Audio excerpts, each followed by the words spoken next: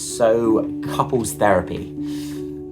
I think no matter what clients I see and whatever presenting symptoms they come and however they differ with their own problems, there's always an underlying issue with most clients in couples therapy in particular, which is that they are having problems with their communication. Their issues with their communication are quite deep as well. In other words, they're not being listened to. Either one person or both parties aren't actually being listened to. And in not being listened to, we're not being respected in the relationship. And in not being respected in the relationship, we emotionally withdraw. And we either go inward on ourselves or we go outward and become tyrannical and explosive. Either one is no good for a relationship. So we ask ourselves, well, why does that happen? And it quite often happens because in a relationship, when one person is expressing how they feel and thinking to another person, it takes about 30 seconds to a minute or so for the other person to get triggered, and they basically deny the other person's experience. No matter if it's true or not, they basically say, you're wrong. You get judged and shut down. And then we sort of learn a very valuable lesson then, which is to shut up.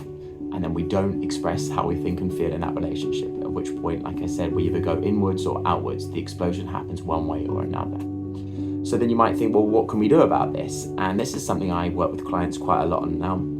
I can't take credit for this. It's a creation by a humanistic psychologist called Carl Rogers. And he basically suggests that in a couple, whether it be any kind of couple, friendship or anything like that, what you want to do is create a non-judgmental space to have a conversation. So I'll run you through how this looks, okay? So both in advance of having the conversation, you both map out a list of all the things that you've been feeling and that you're thinking, okay? And it's only when you've mapped out how you're both feeling and thinking in those two lists that you come together. And you make sure that they're there because you don't trip yourselves up over what you want to say. You've got it all mapped out, okay? Nothing gets left out. So you have these two lists. And flip of a coin, somebody goes first. So say, for example, you flip a coin and in the couple, so for example, your wife goes first, okay? And so she starts to talk about all the things she's been feeling and thinking and what's been going on for her and all of that. And she lists it all off. The whole time she's doing that, you, the husband, the partner, you don't interrupt. You just listen attentively and if anything, you nod your head, but you do not interrupt and you do not judge. Hence why it's a non-judgmental conversation. You just listen. And there's a reason why you're not listening just passively and why you're listening attentively is because when she's finished what it is she's saying, you must reiterate what it is that she's just said back to her. Now, obviously, we're not expecting word for word, but certainly that you've got the emotional gist of it. In other words, you'll say, I'm hearing that you're feeling something like this, and you've said this, and you've said this, and you're feeling this, and you've said this. Is that correct? And only when the other person agrees, yep, that is correct. That is exactly what I've said. That's what I mean. Does the other person, let's say, for example, the husband, the partner, get a turn to have their go?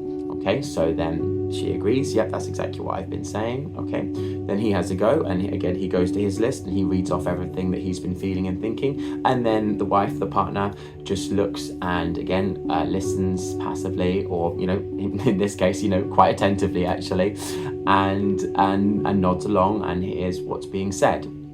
Then once he is finished, she will reiterate what he has just said. I hear that you're saying this. I hear that you're saying this. You mean this. You're saying this. Is that correct?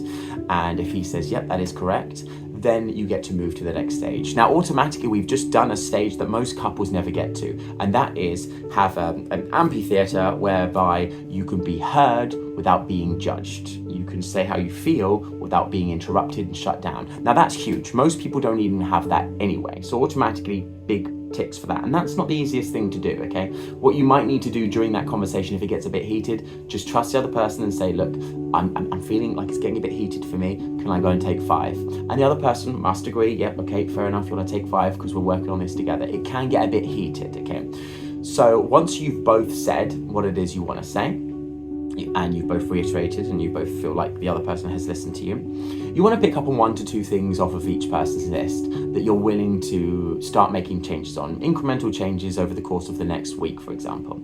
And so, for example, one person might say, look, I feel like you weren't really listening to me that much. I feel like you could listen to me more and be a bit more attentive and better that way. And if the other person says, I can actually work on that, I'm willing to work on that, then great. That's the thing that you're going to work on over the next week with our communication. And if the other person says, look, when I come in the door, I don't want you to sort of, bombard me straight away. I want 15, 20 minutes to just relax, to wind down. And the other person says, okay, yeah, I can do that. The important thing is when you're mapping these out, you want to also know how they're going to look, okay? You want to be like, okay, my communication, I can get better at, but what's that going to look like? What do you actually need from me? And the same with coming in the door, what does that look like? What's that personal space? What do you need from me for that? So in other words, you're not just both going, yep, that's I can do that. You actually mapping it out so you know what you're building on.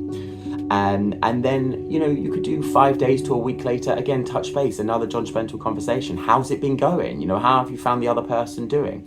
And we don't want to get so caught up in sort of saying what people are doing wrong. Don't be afraid really to compliment your partner. We as humans, we love compliments. Think about a compliment sandwich, right? It's like, I just want to say you've been doing that amazingly. And then this little tiny thing that could take a bit of tweaking, but also, you're doing really well. And I love that, don't be afraid to pick up on the compliments, because if we get complimented, we'll go above and beyond to keep getting that hit over and over again. So it's a great thing. It's a great driving force towards the things that we want from our partner. So you want to do that. You want to make sure there's both a space that you're both heard, that it's both reiterated in, and that you actually act on it. I mean, people learn more from our actions than our opinions, so you've got to actually physically act on these things and make an effort. And it's going to take time. It's going to feel a little bit strange having this kind of dynamic and conversation, but overall it is worth it. And that's where we want to kind of get to. And we want to keep these conversations regular as well, and always at the end have some sort of conclusion and action, things that you're both working on. And if you keep doing that, you'll only go from strength to strength. And I hope this really works for you. My clients have certainly found it useful. So good luck with it, and love to hear what your experience of this